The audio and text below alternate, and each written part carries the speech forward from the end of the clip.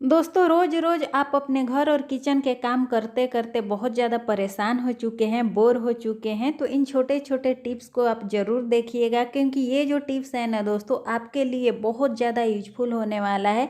इन छोटे छोटे टिप्स से दोस्तों हम अपने बड़े से मुश्किल काम को भी बड़ी आसान तरीके से कर सकते हैं और अपने लिए कुछ पैसों की सेविंग भी कर सकते हैं। दोस्तों कभी कभी क्या होता है कि हमारा जो मोबाइल का कवर होता है दोस्तों अचानक ही टूट जाता है। तो क्या होता है, अगर हम अगला 1-2 दिन के बाद मार्केट जाएंगे तभी मोबाइल का कवर लेकर आएंगे, या फिर अगर हम लोग ऑनलाइन ऑर्डर भी करते हैं दोस्तों तो 2 या 3 दिन समय लगता है।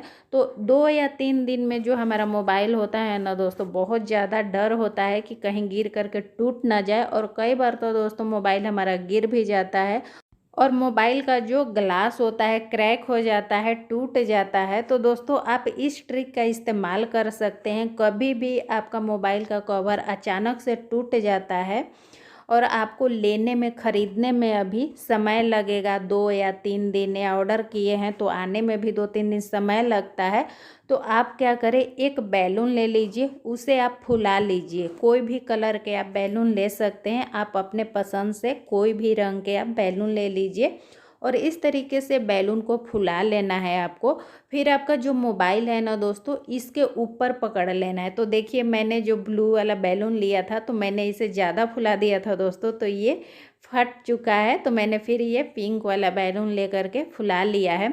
और दोस्तों ये जो बैलून का पीछे का जो पार्ट मैंने पकड़ा है, इसमें गांठ नहीं लगाना है, बस इस तरीके से आपको पकड़ लेना है, इसमें कोई भी गांठ नहीं लगाना है। और एक हाथ में, बाएं हाथ में इसे आप पकड़ लीजिए इस तरीके से। अब दोस्तों मोबाइल को आपको बैलून के ऊपर एकदम बीचों बीच पहले एडजस्ट कर लेना है अच्छा से। एकदम बैलून को आप सही तरीके से कंफर्टेबली से एकदम पकड़ लीजिए और बीच में मोबाइल को एडजस्ट कर लीजिए। उसके बाद दोस्तों मोबाइल को हल्के हाथों से धीरे धीरे आपको प्रेस करना है। देखिए इस तरीके से धीरे धीरे आपको प्रेस करते जाना है। और देखिए जो बाएं हाथ से मैंने बैलून का नीचे का जो पार्ट पकड़ा है दोस्तों, उसे आपको धीरे धीरे लूज करते जाना है, ताकि ये जो बैलून का हवा है ना दोस्तों धीरे धीरे बाहर निकलते जाए। तो एक ही बार आपको बिल्कुल भी नहीं छोड़ना है, मोबाइल को आपको धीरे धीरे प्रेस करते जाना है, दबाते जाना है और धीरे धीरे उसका जो नीचे का पार्ट है बैलून का, उसे ढीला छोड़ते जाना है। देखिए इस तरीके से मैं इसे छोड़ते जा रही हूँ ताकि इसका जो हवा है धीरे धीरे बाहर निकल जाए। और लास्ट तक दोस्तों आपको ये प्रोसेस करना है, धीरे धीरे ही दबाना है, एकदम से नहीं छोड़ देना है। तो देखिए बहुत ही आसान तरीका है, देख लीजिए दोस्तों, मुझे समझाने से ज़्यादा आप देख करके इसे समझ सकते हैं। देखिए इस तरीके से जब लास्ट में दोस्तों आपको लगेगा कि पूरा हवा निकल गया है, फिर भी आपको एकदम से छोड़ नहीं देना है, मोबाइल को आप दबा करके रखिएगा। इस तरीके से जो बैलून है इसे पकड़े रहिएगा मोबाइल के साथ और धीरे धीरे बैलून के हिलाना शुरू करिएगा। इस तरीके से देखिए धीरे धीरे उठाइएगा और धीरे धीरे इधर उधर हिलाइएगा ना दोस्तों, तो बैलून के पीछे में जो थोड़ा सा एयर है दोस्तों वो भी आसानी से निकल जाता है। तब देखिए तुरंत ही दोस्तों ये आपका 1 सेकंड में ये एकदम बढ़िया सा यूजफुल मोबाइल का कवर बन करके तैयार हो गया है। फ्री का है दोस्तों, सिर्फ 1 रुपया में आप मोबाइल का कवर बना सकते हैं और बहुत ही ज़्यादा यूजफुल है दोस्तों। आप एक बार इसे ट्राई करके ज़रूर देखिएगा। अगर 1-2 दिन इसे आप आसानी से लगा करके अपने मोबाइल को सेफ रख सकते हैं। अगर 2-3 दिन आपका मोबाइल कवर आने में समय है तो इस तरीके से आप एक बैलून से मोबाइल का कवर बना लीजिए। और ये नीचे जो बैलून का पार्ट निकला हुआ है दोस्तों, इसे आप अंदर डाल सकते हैं। किचन का जो गैस स्टोव होता है दोस्तों, हम सभी डेली इनको कम से कम 2 बार या 3 बार तो साफ़ करते ही हैं। जब भी हम लोग खाना बनाते हैं उसके बाद में हम लोग अपना गैस चूल्हा को अच्छी तरीके से साफ़ कर लेते हैं। लेकिन ये जो हम सफाई करते हैं ना दोस्तों, खाना बनाते हैं तो जितने इस पे मसाले तेल पड़े हुए होते हैं या आटे गिरे हुए होते हैं, इन्हें हम साफ़ कर लेते हैं, कपड़ा से पोंछ देते हैं। लेकिन ये काफ़ी नहीं होता है दोस्तों। इस तरीके का जो गैस स्टोव होता है जिसमें ये जो प्लेट है फिक्स होता है, तो ये बिल्कुल अच्छी तरीके से साफ़ होता नहीं है। इसका जो साइड होता है ना दोस्तों, इसमें बहुत सारे ऐसे गंदगी फंसे हुए रह जाते हैं जिन्हें हम साफ़ नहीं कर पाते हैं, या फिर ये जो स्क्रू कसा हुआ होता है इसके अगल बगल में भी जो गंदगी होते हैं वो जल जाते हैं, जल करके काला दिखाई देने लगता है और वो साफ़ नहीं होता है। तो आज मैं आपको बहुत ही बढ़िया ट्रिक बताने वाली हूँ। देखिए ये जो है ना दोस्तों, दवाई का ये रैपर है। दवाई का जो खाली रैपर होता है उसे हम लोग फेंक देते हैं, लेकिन ये जो दवाई का रैपर है आप देख सकते हैं ये टाइट वाला है। तो इस तरीके का जो दवाई का खोल होगा ना दोस्तों, उसको आप इस तरीके से इस्तेमाल कर सकते हैं। देखिए ये जो प्लेट लगा हुआ है इसके साइड में बहुत सारे गंदगी फंस जाते हैं जिसे हम लोग साफ़ नहीं कर पाते हैं और एकदम चिपचिपा हो जाता है। जैसे आटा हुआ या मसाला हुआ तो उसमें जा कर के अंदर से चिपक जाता है और हम लोग उसे कपड़ा से साफ़ नहीं कर पाते हैं।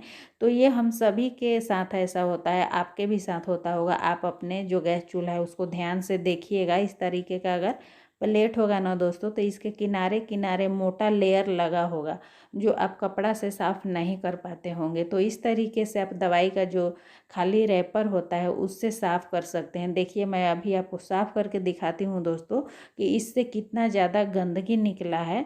तो इस तरीके से थोड़ा देर आपको रगड़ना है ताकि जो भी गंदगी है बाहर निकल जाए। दोस्तों वीडियो में आगे बढ़ने से पहले यहाँ पर मैं छोटा सा आपसे रिक्वेस्ट करना चाहूँगी। इस तरीके का वीडियो आपको अगर यूजफुल लगता है, आप देखना चाहते हैं, तो प्लीज़ आप चैनल को सब्सक्राइब ज़रूर कर लीजिएगा, क्योंकि इस तरीके के वीडियो मैं अपने चैनल पर हमेशा अपलोड करते रहती हूँ।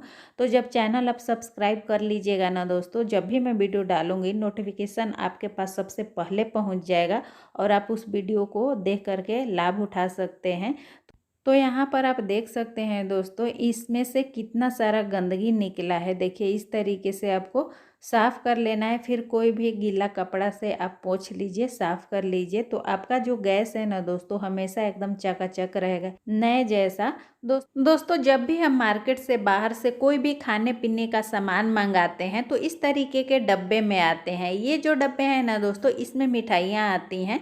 तो इसे हम लोग क्या करते हैं, मिठाई तो खा लेते हैं लेकिन इन डब्बों को बेकार समझकर हम फेंक देते हैं।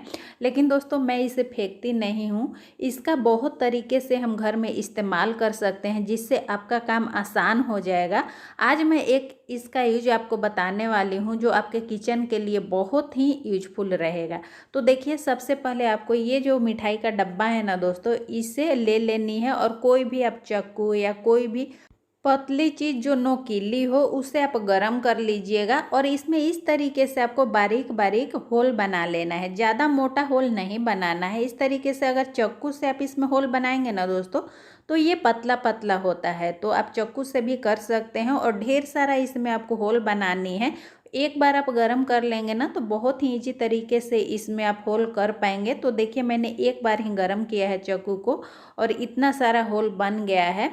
तो दोस्तों इस तरीके से आपको होल बनाना है। अब इसका इस्तेमाल इतना बढ़िया तरीके से आप कर सकते हैं ना दोस्तों हम सभी के किचन में क्या होता है ना, जब भी हम लोग खाना खाते हैं तो जो भी प्लेट्स होते हैं इस तरीके से सिंक में ला करके रख देते हैं। तो प्लेट्स में जितने भी खाने का फूड पार्टिकल्स होते हैं ना दोस्तों, इस तरीके से जो सिंक का होल है ना दोस्तों उसमें फंस जाता है। इस तरीके से हमारा जो सिंक का पाइप होता है दोस्तों ब्लॉक हो जाता है, ब्लॉकेज हो जाता है, जिसके वजह से हमारे सिंक में पानी भरने लगता है, पानी जमा होने लगता है और फिर हमें प्लम्बर को बुलाना पड़ता है, पाइप को ठीक करवाना पड़ता है। तो दोस्तों इस डब्बे को जिसमें हमने छेद किया है आप सिंक के एरिया में कहीं भी रख सकते हैं। और जब भी आपके किचन में जो प्लेट्स होते हैं उनका जो फूड पार्टिकल्स है ना दोस्तों, इस तरीके से इस डब्बे में आप डाल दीजिएगा पानी के साथ। तो क्या होगा ना दोस्तों, जितने भी फूड पार्टिकल्स होंगे इस डब्बे में छन जाएंगे और जो एक्स्ट्रा पानी होंगे वो नीचे निकल जाएगा और केवल इसमें फूड पार्टिकल्स रह जाएगा। तो दोस्तों इससे क्या होगा, आपका जो सिंक का छेद है, जो होल है, बिल्कुल भी भरेगा नहीं। जो आपका पाइप है उसमें कभी भी ब्लॉकेज नहीं होगा, पाइप जो है जाम नहीं होगा। इस तरीके से इस डब्बे को आप सिंक एरिया में कहीं भी सिंक के साइड में रख दीजिए। जब ये डब्बा में जो फूड पार्टिकल्स है भर जाएंगे तो फिर आप इसे डस्टबिन में या कहीं भी बाहर फेंक दीजिए दोस्तों, और फिर वापस से इस डब्बे को यहीं पर रख दीजिए। दोस्तों ये जो टिप्स है ना मुझे तो बहुत ज़्यादा यूजफुल लगता है। आपको ये टिप्स कैसा लगा कमेंट सेक्शन में लिख कर जरूर ज़रूर बताइएगा। तरीके का जो छोटा छोटा डब्बा होता है, चाहे प्लास्टिक का हो या फिर कांच का हो, ये जो प्लास्टिक का डब्बा है ना दोस्तों, अच्छा क्वालिटी का है, तो इसे मैं फेंकना नहीं चाहती थी। लेकिन दोस्तों इसका जो स्टिकर होता है ना, स्टिकर की वजह से कोई भी अगर इसमें हम लोग सामान रखते हैं तो विजुअल नहीं होता है, दिखाई नहीं देता है। तो मैं चाह रही थी कि इसे हटा दूँ। तो दोस्तों हटाने के लिए मैंने यहाँ गर्म पानी का इस्तेमाल नहीं किया है, क्योंकि ये प्लास्टिक का है और प्लास्टिक को गर्म पानी में अगर हम डालेंगे तो ये ख़राब हो सकता है। तो मैंने क्या किया, इसे रात भर के लिए पानी में डुबा करके छोड़ दिया। तब जा कर के दोस्तों स्टिकर तो मैंने हटा लिया है, लेकिन इसका जो गम होता है ना दोस्तों, जो ग्लू होता है, इतना स्ट्रॉन्ग है कि ये अभी भी चिपचिप कर रहा है। उंगली से छूने से दोस्तों उंगली इसमें चिपक रहा है, और इसे हटाने के लिए दोस्तों बहुत ज़्यादा मैंने मेहनत किया है। मैंने हल्का गर्म पानी के साथ दोस्तों जो डिटर्जेंट पाउडर होता है, डिश वॉश जो लिक्विड होता है दोस्तों, उसका भी इस्तेमाल किया। गर्म पानी के साथ खूब इसे घिसा मैंने, फिर भी ये नहीं साफ़ हो रहा है। अब दोस्तों ये जो डब्बा है ना, एकदम चिपचिपा हो गया है, तो इसमें तो मैं कुछ रख नहीं सकती हूँ। जब भी सामान कुछ निकालना होगा या रखना होगा तो हाथ में चिपचिपाहट लगेगा। तो मैंने सोचा ये डब्बा तो एकदम बेकार हो गया है। थक हार के दोस्तों मैंने इसे 2-3 दिन इसी तरीके से छोड़ दिया कि अब ये फेंकना पड़ेगा। लेकिन आज मुझे कहीं से एक ट्रिक का पता चला है दोस्तों, और बहुत ही ज़्यादा कारगर है। मैं तो खुश हो गई हूँ, क्योंकि ये जो गम है ना दोस्तों एकदम क्लीन हो गया है। देखिए मैंने थाली में रखा तो इस तरीके से ये चिपक गया है, इतना इसमें ज़्यादा ग्लू है। तो आपको क्या करना है, इसे साफ़ करने के लिए बस चुटकियों में इसे साफ़ कर लेंगे दोस्तों। मैंने तो सोचा कि इसे फेंकना पड़ेगा, लेकिन इस ट्रिक से ये तुरंत ही साफ़ हो गया। तो दोस्तों देखिए मैंने यहाँ मीठा सोडा लिया है, जो हम लोग पकौड़ा में डालते हैं मीठा सोडा ना, बस वही आपको लेना है। तो आप अपने हिसाब से ले लीजिएगा जितना ज़रूरत हो। इस तरीके से आप स्प्रिंकल कर लीजिएगा, मतलब डाल लीजिएगा। तो पहले मैं इसका जो ढक्कन है इसे साफ़ कर लेती हूँ। और कोई भी आप कुकिंग ऑयल ले लीजिएगा, मैंने यहाँ सरसों तेल लिया है। बस इस तरीके से हाथ से दोस्तों आपको रब कर देना है, रगड़ देना है। अगर लगे कि जो मीठा सोडा है कम पड़ रहा है तो थोड़ा सा और आप ले लीजिएगा, और चुटकियों में दोस्तों 2 सेकंड में ये जो ग्लू है ना एकदम छूट जाता है, क्लीन हो जाता है। तो देखिए मैंने ढक्कन को साफ़ कर लिया है, आप देख पा रहे होंगे। अब मैं इस डब्बे को साफ़ करके आपको दिखाती हूँ। बहुत ही मैं तो खुश हो गई दोस्तों, क्योंकि ये जो डब्बा है ना दोस्तों अच्छा क्वालिटी का है। इसे मैं फेंकना नहीं चाह रही थी। ये छोटा छोटा सामान इसमें हम रख सकते हैं, किचन में बहुत ज़्यादा ये यूजफुल होता है।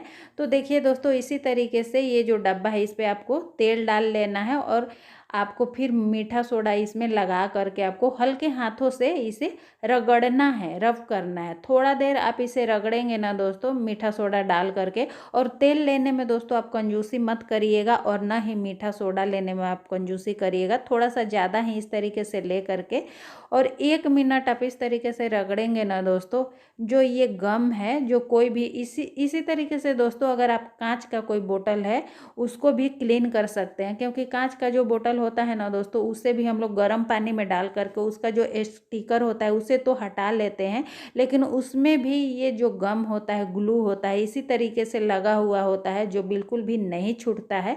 तो इस तरीके से आप प्लास्टिक का डब्बा हो या कांच का कोई भी बोतल हो उसको साफ़ कर सकते हैं। पहले आप स्टिकर को हटा लीजिए, फिर इस ट्रिक से उसमें जो लगा हुआ ग्लू है उसे आप साफ़ कर लीजिएगा। तो देखिए ये जो डब्बा है लगभग साफ़ हो चुका है। अभी मैं इसे सामने ही आपको पोंछ करके दिखाऊंगी, कपड़ा से पोंछ करके दिखाती हूँ दोस्तों।